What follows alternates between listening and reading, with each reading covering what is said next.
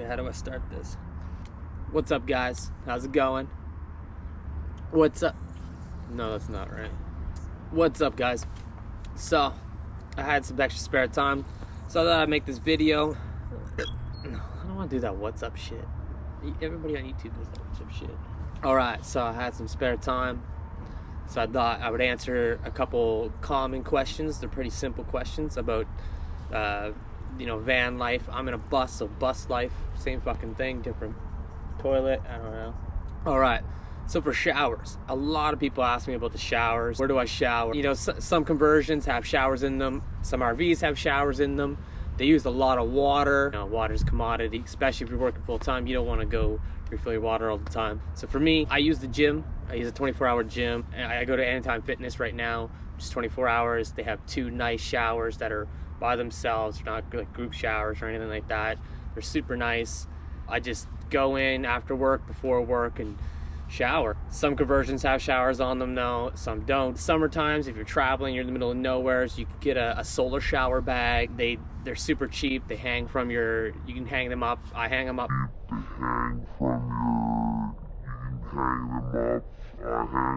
From my window on the outside of my bus. I think I paid like under 20 bucks for it. I boiled some water with a kettle, and then I would dump that in there for hot water, and then a couple kettlefuls of cold water, mix it together. Boom, you got yourself an outdoor shower if you're in the middle of nowhere, is camping. Some people have more expensive setups for showers on their van conversions.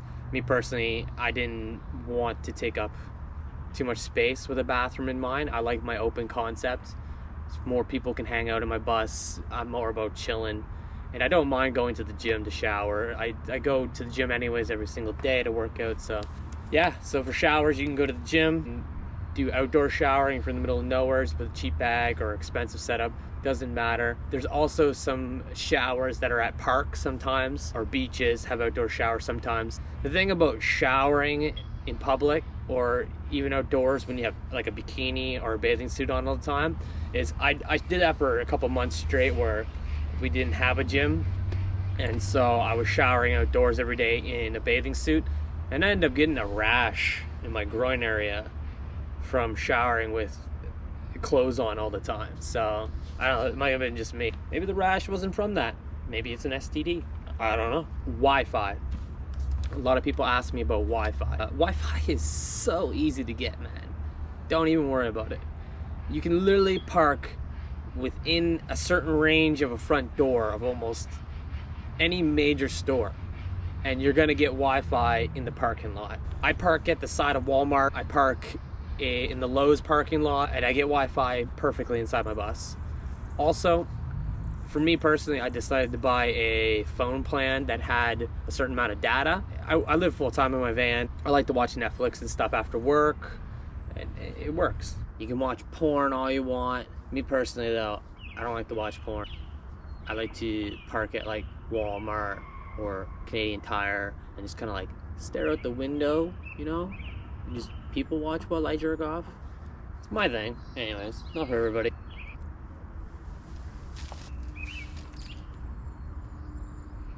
Parking.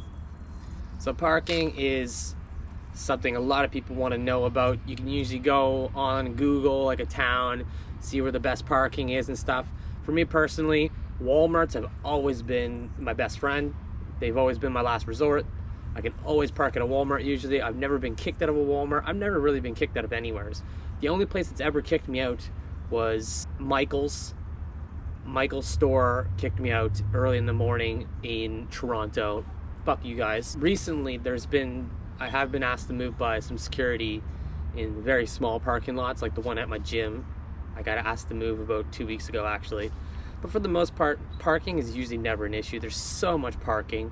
It's a lot easier with a van conversion to park than it is with an RV, because, you know, RVs stick out like a sore thumb. If you can make a choice, I would go with the van conversion just because it's easier to park. You always want to look out for signs in parking lots, because there's nothing worse than when you're sleeping and it's like 4 a.m. in the morning and you get that knock on your door from a security guard telling you gotta move. You know, some places do have no overnight parking signs, but you can still get away with it. But it's not worth your sleep, man. Don't risk it, you know? Tons of parking everywhere you go. Cities sometimes have free parking. There's provincial parks that usually have parking. You just check for signs that say whether they do or not. I typically myself, I'll look for nice big size parking lots that seem safe. I'll look for like nice sides of roads in like residential areas. Toilets. Now, I get a lot of questions about toilets too. I personally have a toilet in my van. It's not a compostable toilet. It's just a fucking toilet. It's a Dometic toilet there. You fill it up, and when it's filled up, you just take the top off and you dump it. Now, where do I dump it? You can go to sanitation dumps. You can go to these dump stations and stuff like that for RVs. They charge you like $10 every time. I dump my toilet like twice a week. I'm not paying $20 a fucking week for that. So no. I dump my toilet in other toilets. I'll take my toilet either into work and I'll dump it at the toilet at work, or I go to parks.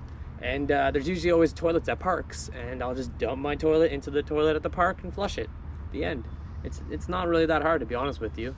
You know, or, you know, if you're camping in the middle of bumfuck nowheres, dig a hole, shit in the fucking hole, close the hole.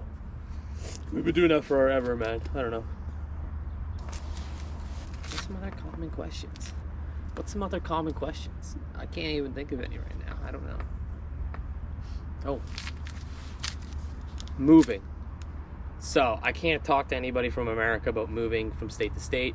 I can only talk to people from Canada. Moved 3 different provinces now with my van. Coming to British Columbia from Nova Scotia was very easy.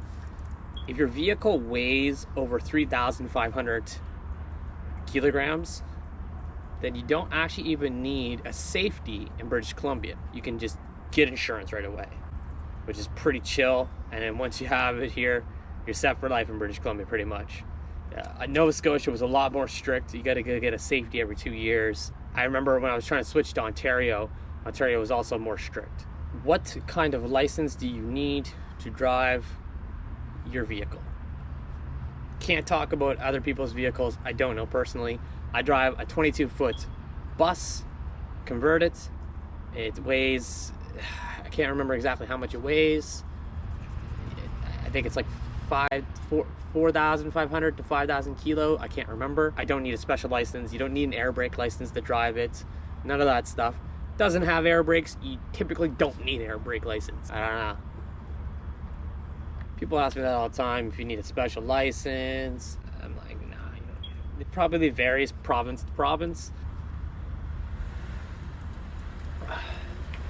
Also, when you're making videos in parking lots, be prepared for people to slow down their cars and kind of stare at you.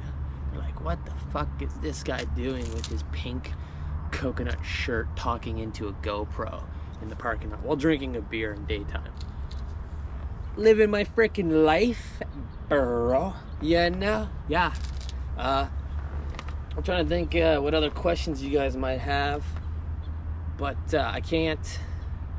This is a short video, answered a couple questions. So if you guys have any further questions, feel free to send me a message or a comment on the video, and I'll be happy to answer any more questions you guys have. I'm not like super experienced. I've been just living in my vehicle for 2 years now.